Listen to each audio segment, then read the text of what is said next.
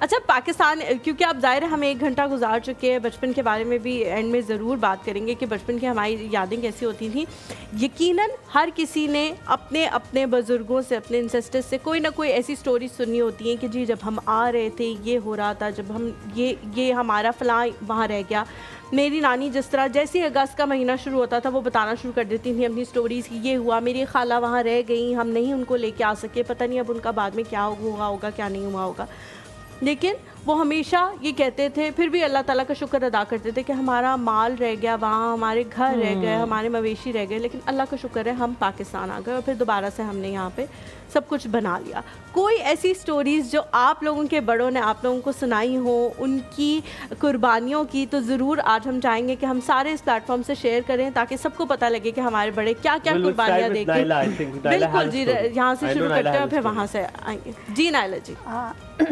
میں نے اسٹوری سنی، اب میں بولتے ہوئے مجھے رونا آ جاتا ہے. میں بھی اپنے بچوں کو سناتی ہوں یہ بات کہ ہم نے کتنی قربانیوں سے یہ ملک حاصل کیا.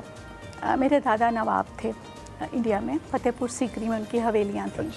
جب ہجرت کے وقت وہ ٹرین میں سوار ہوئے تو ان کے ساتھ میرے فادر، میرے 2 پھپھو، میرے تایا جی کے 2 بیٹے تھے.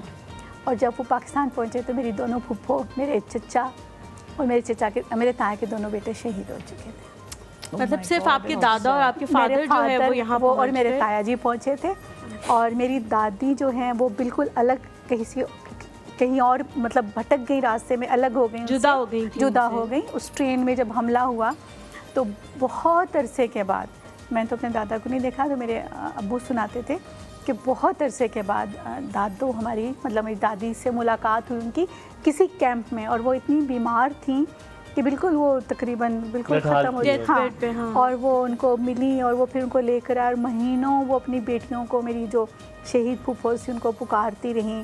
اور میں نے اپنی دادوں سے صرف شاید میری 2 بار زندگی میں ملاقات ہوئی ہے. تو وہ جب بھی کسی سے ملتی تھی تو ان کا نام لے کے کہتی تھی سکینہ آئی ہے، فلانی آئی ہے.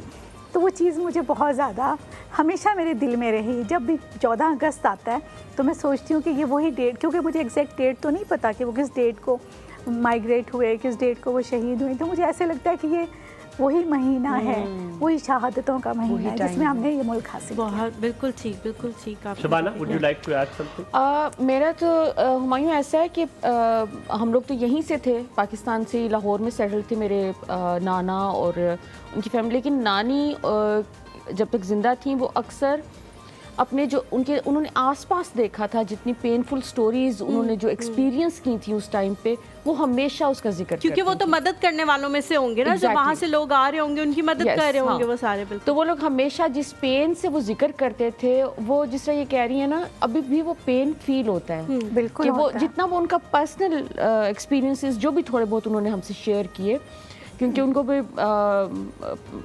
گزرے ہوئے کافی ٹائم ہو چکا ہے، بٹ وہ ہمیشہ سناتی تھیں کچھ نہ کچھ قصے. اور پھر جس طرح سے لوگ سیٹل ہوئے آ کے، اور ان کو جس طرح سے سپورٹ چاہیے تھی، جو تھوڑی بہت سپورٹ لوگوں نے دی، نہیں بھی دیکھیں چاہے جتنی بھی آپ سپورٹ دے دیں، ایک جو لٹ پھٹ کے لوگ آئے تھے اس ٹائم پہ، بہت کچھ انہوں نے اپنے اوپر سہا، بہت کچھ قربان کر کے آئے تھے. And we are very lucky. آج میں انڈیا کی حالت دیکھتا ہوں، میں دیکھتا ہوں مسلمانوں کے ساتھ کیا ہوتا ہے، اور میں لٹرلی اللہ کا اتنا شکر ادا کرتا ہوں کہ مجھے تو نماز پڑھنے کے لیے مسجد بھی نہیں جانے دیتے وہ. مطلب جس حساب سے وہاں پر جس طرح جو وہاں پہ 2 قومی نظریہ جو ہم نے یہاں پر لے کر آئے، ہم چاہتے تھے کہ مسلمانوں کے لیے ایک الگ جگہ ہو، وہ بڑی ویلڈ تھی قائد اعظم محمد علی جناح کی.